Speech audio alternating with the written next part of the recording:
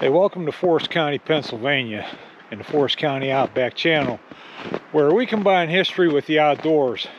Now today we're going to be talking about an industry that was once very important to Forest County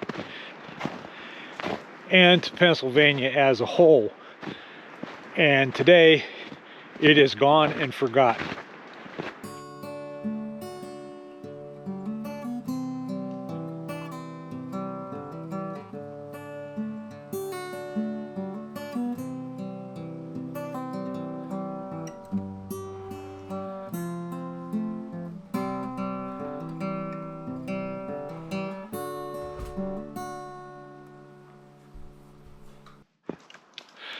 Now in the 18 and early 1900s, there were 7 major industries that made Pennsylvania an economic powerhouse. There was agriculture, mining, iron and steel making, manufacturing, railroads, lumbering, and the tanning of leather. Now, 6 of those industries are still with us. The leather tanning is, like I said, gone and forgotten. So that's what we're going to talk about. This is Forest County Outback number 53, Hemlock and leather.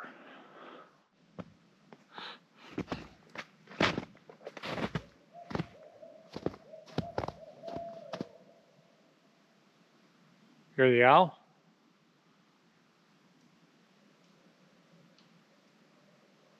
I heard it's calling to another one.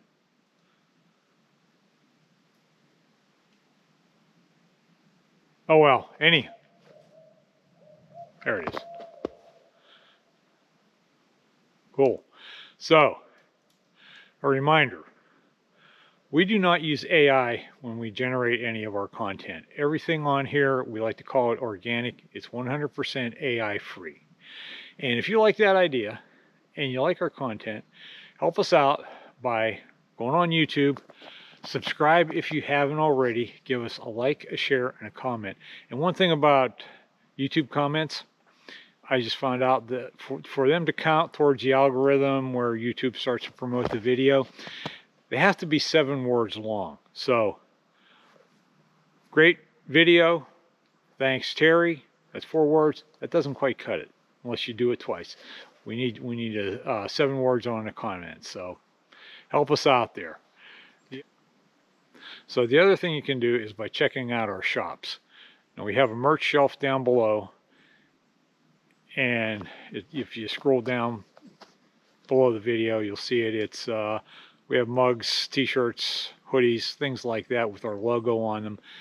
The other shop is there's a link to it in the description of the video, and that's where we have. We're selling the 2025 calendar. We have a couple of them left. And then we also, right now, we have the couple versions of the Kellettville 1906 panoramic photo. And I'm working on getting some other photos on there and a few other things. So check those out.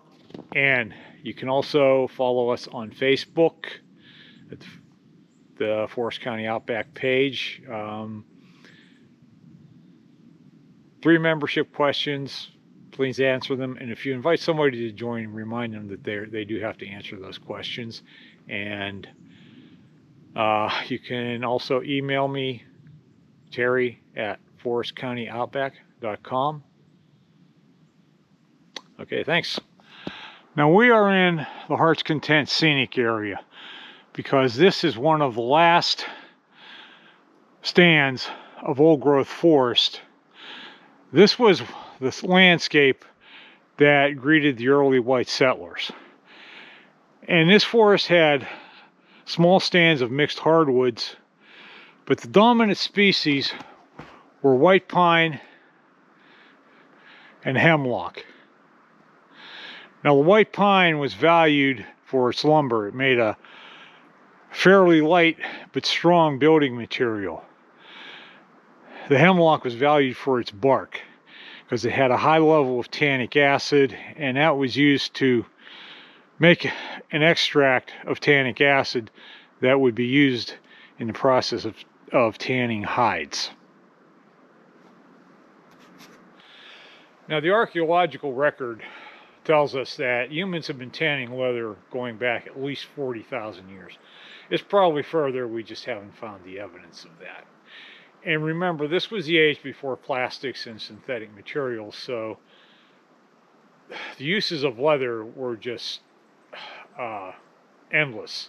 For clothing, protective gear, shoes, boots, hats, straps, ship rigging, shields, military gear, for bags, for tarps. You remember, this is before we had the blue tarp, so yeah, things like that. Book covers, harnesses, bridles, saddles, and with the Industrial Revolution taking hold, increasingly belting to drive machinery.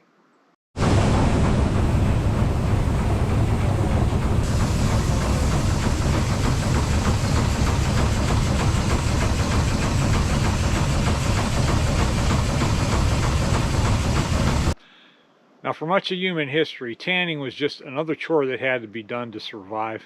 But as the human population expanded, grew more settled in these different communities, you began to see people who specialized in just tanning alone, much like you had potters, blacksmiths, metalsmiths, things like wheelwrights, things like that.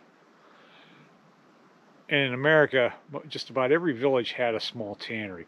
The town of Nebraska had one. In the 1840s, there was a tannery on the south shore of the creek. It was between the bridge and Piney Run, at the bottom end of the parking lot. So the remains of it, if there are any, are under that pavement next to the creek.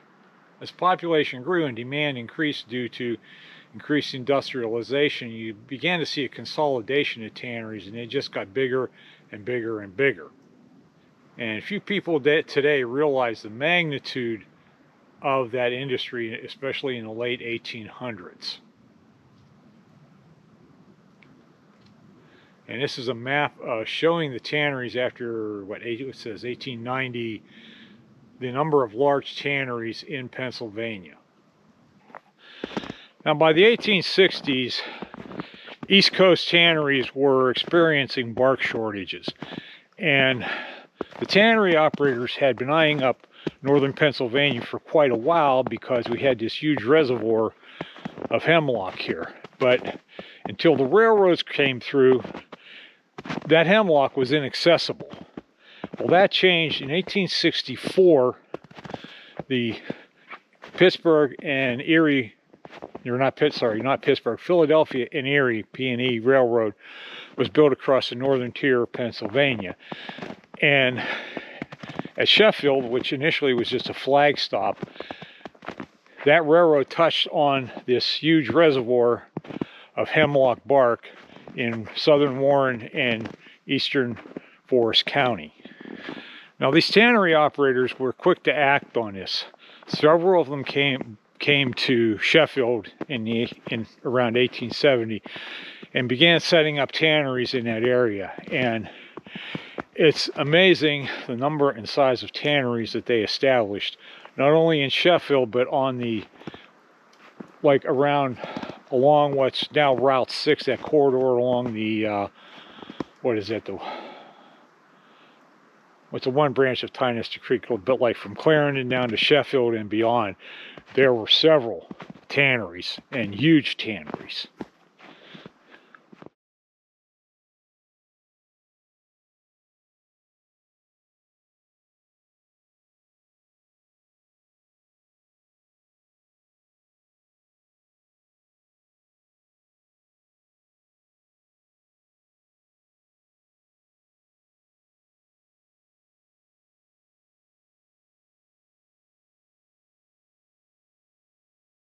Hides would be shipped in by rail and the finished leather taken away by rail. Now, for several years, these tannery operators were able to supply their bark needs locally, hauling the bark by wagon. But as they used that up and had to go further afield, it became economically not practical. And they early on had recognized the need for a railroad to access the Hemlock lands to the south. In 1878, they chartered the Tionesta Valley Railroad, and by 1881, that railroad had reached Brookston, where there was a large tannery built there. It was the Forest Tanning Company.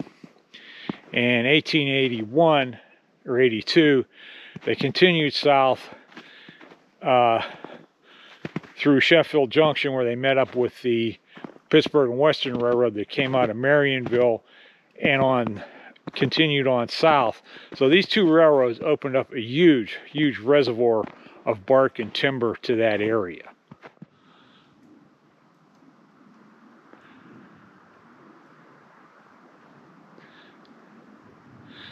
Now the railroads, lumbering, and the tanning industry, they all complemented each other. Each one made the other more profitable. The railroads brought logs to the sawmills, bark to the tanneries, and it hauled away the finished products. And it's hard to imagine any one of those industries reaching the levels they did without the other two. So the trees would be felled during the winter and left to lay. And the bark peeling season was from late spring to midsummer, because then things had started to dry up and the bark was loose and it would come off very easily. Now during the bark season, the timber companies would hire hundreds of men to peel bark. They usually worked in crews of 3 to 4. And the first step was a guy would go along and score a line around in the bark, around the tree, about every 4 feet, and then a couple other guys would come along with a tool called a bark spud, and they would lift the bark up, and they would do that in as big a piece as possible. And they did that for a couple of reasons. The tannin would leach out of the smaller pieces more quickly, and the other thing was there was a lot of handling. Each piece had to be handled individually. So the bigger piece you could peel, well, basically the less work you had to do. Now the bark would be then stacked, and these crews were paid by the cord. So the company would have a bark scaler come around and do measurements. Now, one of the favorite tricks of the peelers would be they would make the pile over an old stump or a rock or something, to try to get a little extra money out of it. And the scalers were onto this, and it was give and take. And eventually that bark would be moved to a rail siding, usually by wagon, sometimes by sled. Whatever means was more practical. Once in a while, there were bark slides used. That was rare. Most companies forbid the use of bark slides because the pieces of bark tended to get beat up and broken up. So they didn't want to do that. Then they would be loaded by hand onto rail cars. And this is a photo of empty bark cars to give you an idea of what they look like. And once in a while, if you had a really good operation, they might be using a gin pool to load large quantities at a time. That saved a lot of work. So they would eventually make their way to the tannery, where they would be offloaded and piled in large piles. And this is a photo of the Kellettville Tannery, and you see these long buildings. They're not buildings, they're bark piles. And then we have some photos of them actually unloading and piling this bark. And this is just crazy. You look at the height of these things, and there must have been a technique to this, to interweave them so they didn't fall over. Now early on, when a lot of white pine was still available for lumber, quite often the hemlock logs, after they were peeled, they would just be left in the woods to rot, because the real value at that point was in the bark. Now later on, as white pine became scarcer, routinely the hemlock was taken out of the woods and taken to the sawmill. So the bark would dry for about a year. And then it was ready to use. It would be loaded on carts and taken to a shredder, like a grinder, and shredded. And from there they would go to the leach house. And that consisted of vats of water, the first one being very hot, and that would draw the tannic acid out of the bark, and then it would go through a series of cooling vats. And each batch of bark went through this process a couple of times. And when they got as much as they could out of it, then the bark was shoveled out, dried, and then eventually taken to the boiler house and used as fuel. Now, most of the animal hides being tanned were cow hides or cattle hides. And also, while they were still available, buffalo hides. Now, after the hide was taken off the animal, they would be salted to stop the putrefaction process, and they would be shipped by rail to the tanneries. And when they got there, the first step was they would be put in what was called a wash wheel to remove the blood, dirt, and as much of the salt as possible. Then they would be from there they would be put in soaking vats for a couple of days to soften them up and get them ready for the tanning process. After they were softened, they would go to the beam house. And yeah, this looks like a fun job here, doesn't it? These guys with knives would take off whatever remaining flesh was left on the hides. And yeah, it looks like a fun job. So the next process for the hides were to go to a lime bath, and this helped remove the hair, most of the hair. It didn't get it all. They would have to go back to the beam house where, using dull knives, the rest of the hair was removed. The hides would then go to what was called a bait wheel, and it was in a solution of put in a solution of warm water and chicken manure and agitated. And then from there, it would finally go to the vats where it was put in with the tannic acid.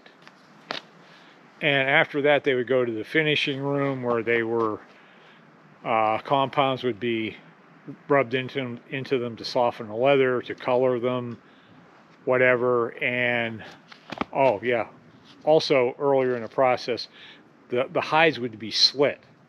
They would actually, cut in a thickness. The thickness would be cut in half. Initially, that was done by hand. That had to be a really skilled job. Eventually, they would come up with a few innovations. One was a fleshing machine, so that eliminated a lot of work at the beam house, and the other was a slitter, which slit the hides and did it much better than people could do. Now, early on, most of this work in the tanneries were done by Swedes and Danes. And then by the 1900s, most of it was being done by Poles and Eastern Europeans. Now, in 1893, about half of the large tanneries in Pennsylvania combined to form a conglomerate called the United States Leather Company. And they were about half the tanneries, but they controlled something like 75% of the market. In 1903 or 5, I forget which one, that company was succeeded by the General Leather Company. And at that time, that company was one of the 10th largest companies in the United States. Today, it's gone. In the 1920s, the demand for leather really began to decrease. The automobile was replacing the horse, so the harness market was lost. Industry was going from belt-driven machinery to direct drive motors, and we began to see the development of plastics and synthetic materials.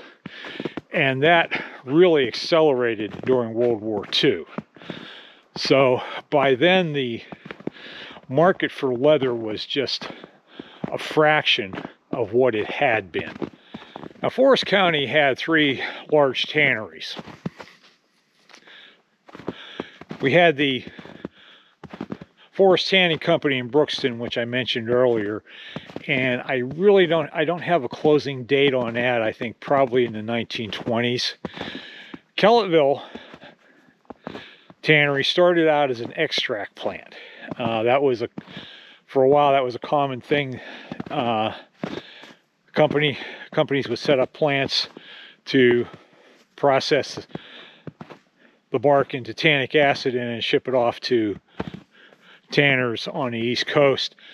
The Kellettville plant was started in 1880, and it was eventually taken over by a guy named W.W. Kellett, who was a Boston tanner, and that's who Kellettville was named for.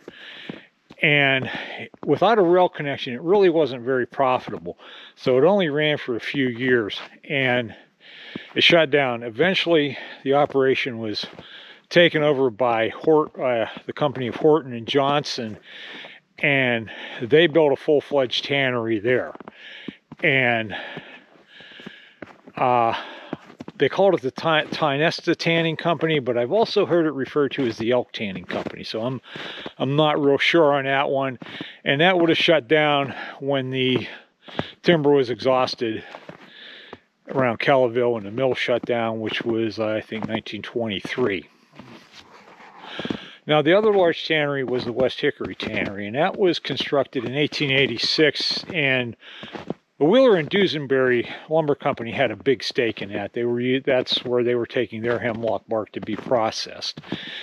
And that actually ran until 1956. Of course, by then they were using other solutions for tanning because the hemlock bark had been long exhausted. And there's still some buildings over there from that. It was a well-built tannery, good brick buildings, and unfortunately it's all private property now, so I really can't take any photos of it. But it's if you get a chance and you're in West Hickory, it's well worth a ride down there to scope them out. Now, of all those large tanneries that dotted Pennsylvania, there's not much left. I mean, like I said, you have the buildings at the West Hickory Tannery.